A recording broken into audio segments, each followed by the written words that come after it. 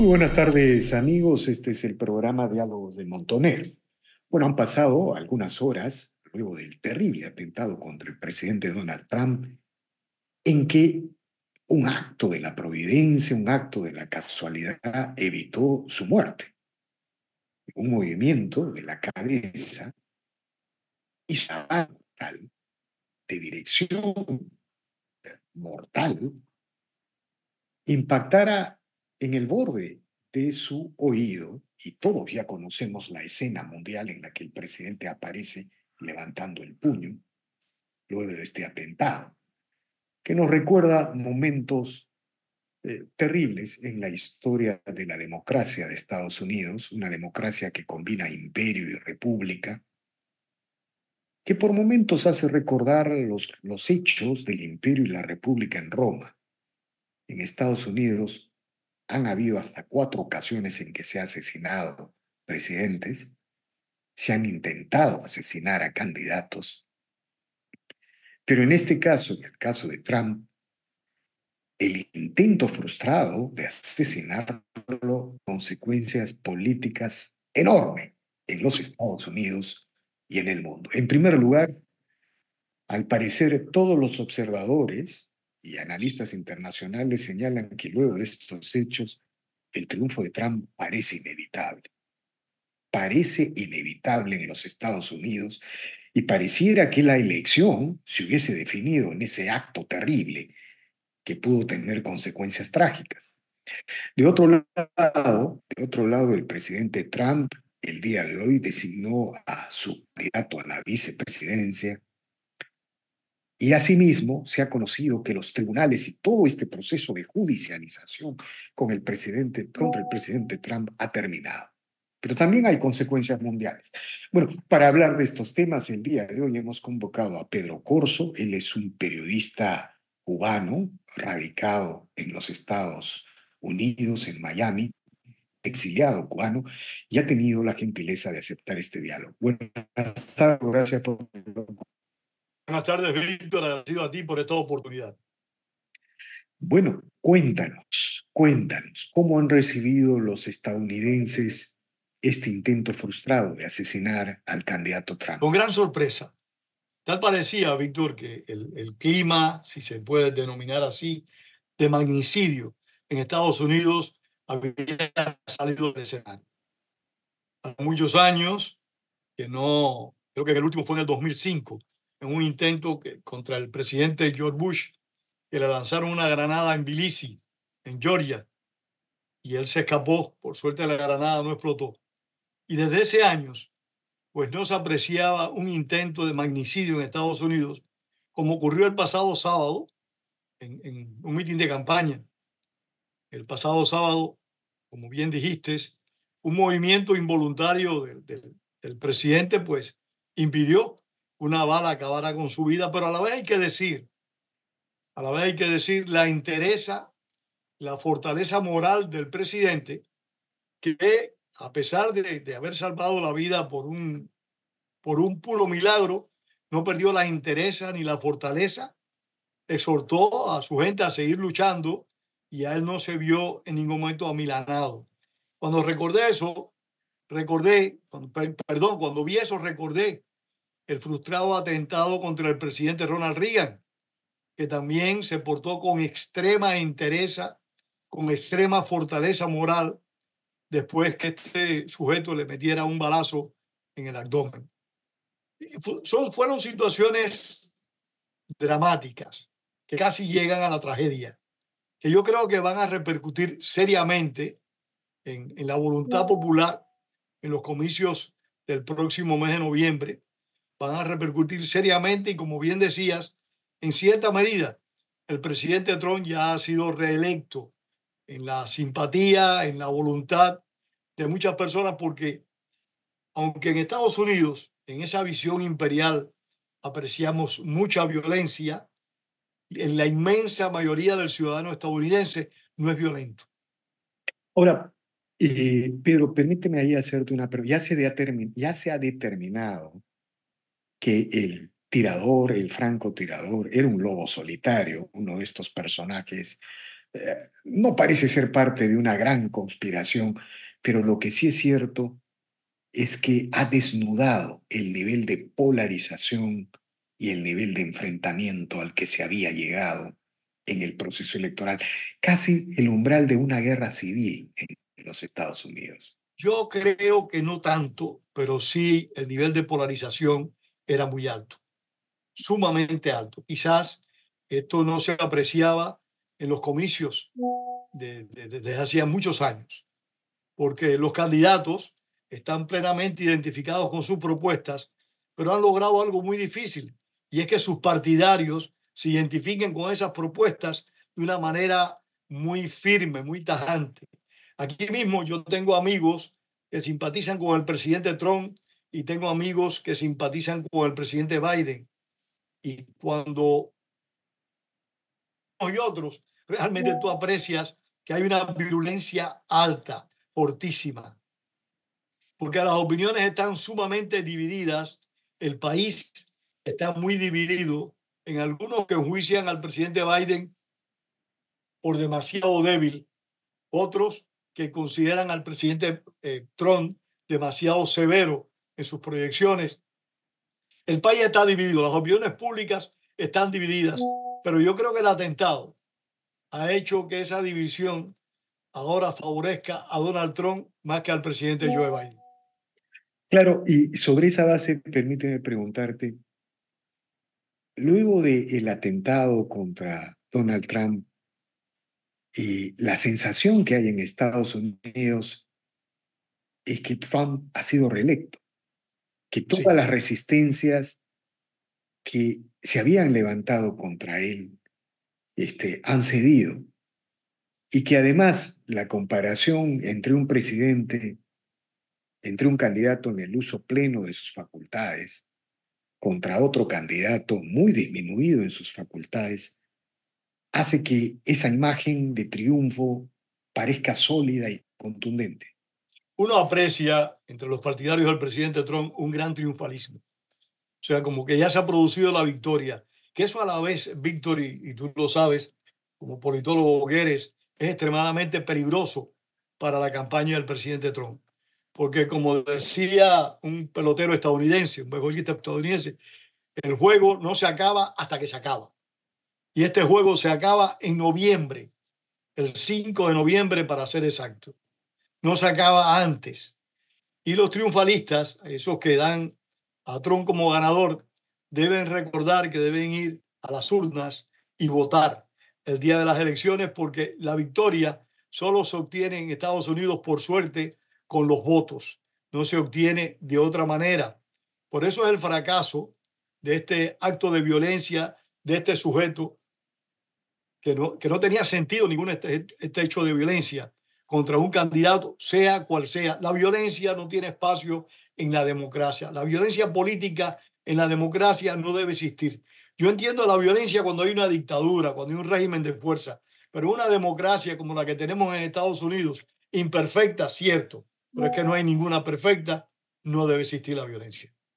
Ahora, déjame preguntarte otro tema. En las redes sociales y en algunas noticias en el mundo ha estado circulando una teoría, vamos a llamarla conspirativa, ¿no? Que señala que supuestamente el servicio secreto se demoró en dar la orden unos minutos en disparar contra el francotirador, que señalan que, por ejemplo, las mujeres integrantes del servicio secreto no han cumplido a cabalidad como solían cumplir los hombres del servicio secreto y que incluso la actual jefa del servicio secreto es una mujer, me parece, va a ser citada al Congreso.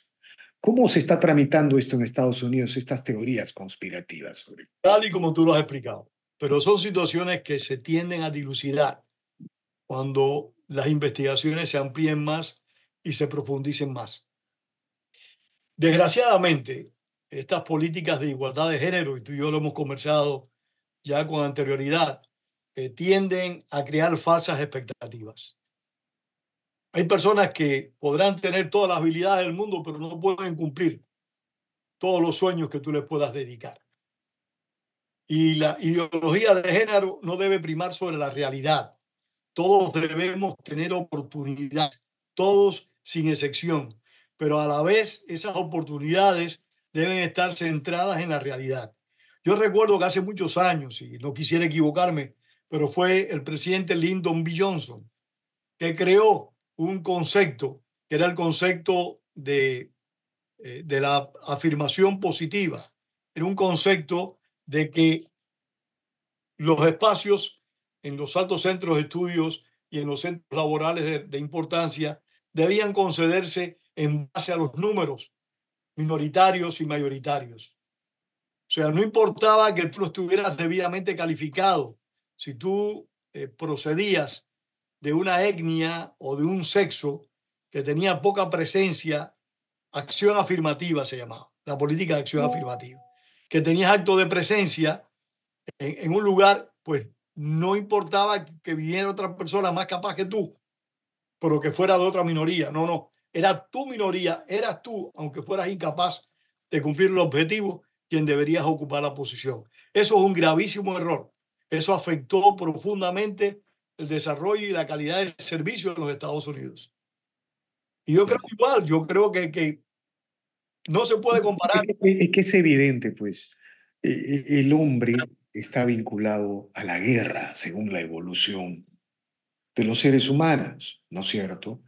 Digamos, se ve en las imágenes cómo actúan los hombres del servicio secreto poniendo su cuerpo y su vida, sin pensarlo un minuto, en tanto que las mujeres tienden más a resguardar su individualidad. Eso sí, no, se nota. Y hay mujeres con capacidades excepcionales. Hay mujeres con la misma disposición y potencial que pueda tener un hombre, pero son minorías por el mero hecho de ser mujer. Eso es como que intentemos que los hombres den a luz. Biológicamente no es posible. Podrá haber un... Pues hay una naturaleza que no puede negar ninguna ideología y eso no significa desmerecer ningún derecho, ninguna habilidad, supuesto que no se desmerece a nadie.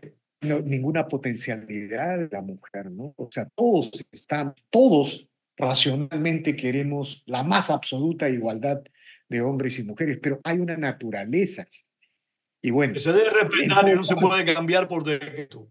El problema claro, del marxismo es que es contrario a la naturaleza humana. El marxismo no puede triunfar porque ser hombre difiere de esos conceptos de forma natural, sin formación ideológica ninguna.